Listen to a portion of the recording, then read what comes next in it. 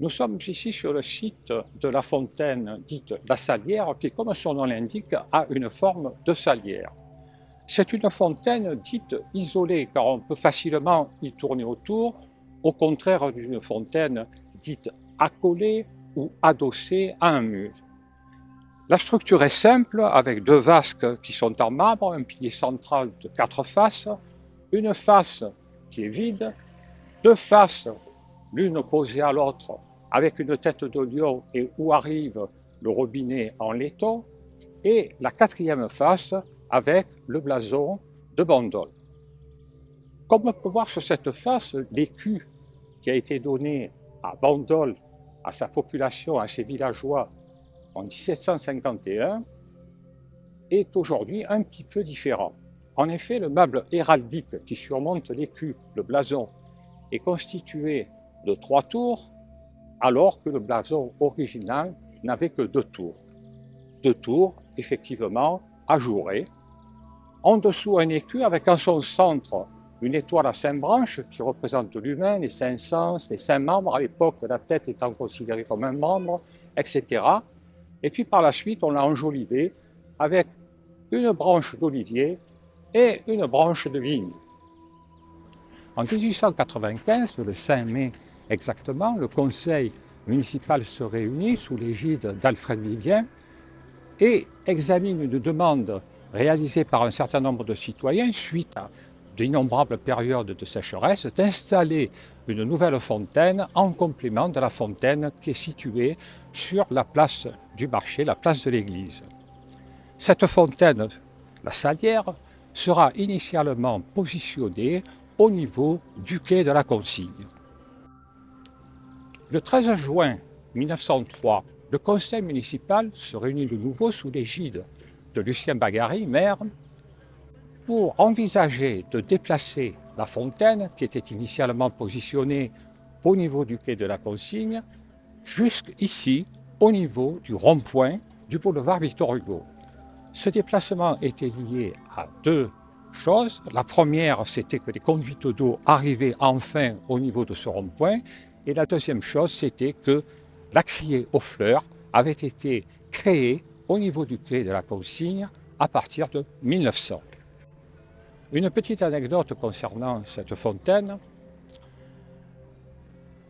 On demanda au prince Nicolas Serguevitch Galitzine, qui habitait boulevard Victor Hugo, Villa-les-Ruines, de proposer une forme pour celle-ci. Au cours d'un repas, il se saisit sur la table d'une salière, ce qui explique donc sa forme définitive. Le prince Galitzine fit de nombreux dons pour la commune de Bandol.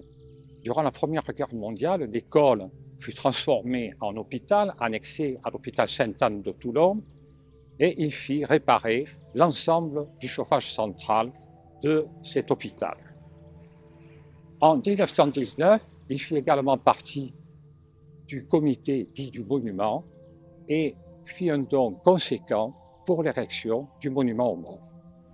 On retrouve à proximité de la fontaine 2 lieux identitaires de la commune de Bandol. Il s'agit tout d'abord du Palais d'Azur que l'on peut associer à l'histoire de la poste à Bandol.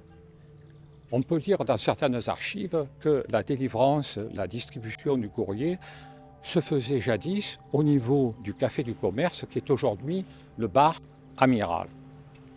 Et au début du XXe siècle, c'est le Palais d'Azur qui prit le relais. Ce fut la poste jusqu'aux environs de 1954 où celle-ci fut installée définitivement sur l'ancien chemin de la gare, qui est aujourd'hui l'avenue du 11 novembre, où elle se situe toujours actuellement. Une petite anecdote concernant le Palais d'Azur, c'est la nouvelliste Catherine Mansfield, qui durant le premier conflit mondial logea à l'hôtel Beau Rivage. Elle avait pour habitude d'amener le courrier qu'elle écrivait à son fiancé qui résidait à Londres, John Middleton Murray, jusqu'au Palais d'Azur. John Middleton Murray, qu'elle épousa en 1918. Le Palais d'Azur fut également une résidence avec des appartements meublés et, durant un temps, provisoirement, l'hôtel de ville. Mais ceci est une autre histoire. Le deuxième lieu identitaire de la commune à proximité de la Salière est la maison de Joseph Suquet. On voit d'ailleurs son nom qui est gravé au fronton de la porte. Joseph Suquet était le maçon attitré de la commune puisque c'est lui qui réalisa l'église Saint-François de Sales et avec l'aide de son fils qui avait le même prénom que lui, les deux chapelles attenantes, la chapelle Saint-Elme dédiée aux gens de la mer et la chapelle des pénitents noirs ou de Saint-Vincent dédiée aux vignerons et aux tonneliers. L'eau est évidemment essentielle pour le développement d'un village, que ce soit pour les humains, pour les animaux, pour la terre et également pour la navigation, pour embarquer de l'eau potable. En 1715, lors de la séparation de Bandol de sa commune mère à l'Acadière, le seigneur de Boyer l'avait parfaitement compris.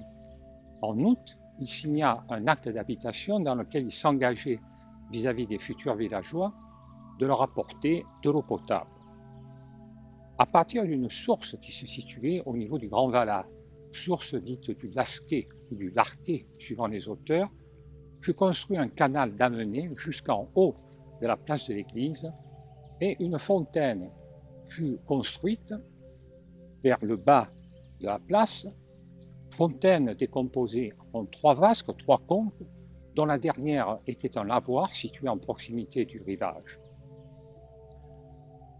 En 1864, sous l'égide du maire Blanchely, Jean-Baptiste Blanchely, on décida de démolir cette fontaine primitive et de construire par arrêté préfectoral, autorisation par arrêté préfectoral, cette fontaine, dite fontaine aux tortues.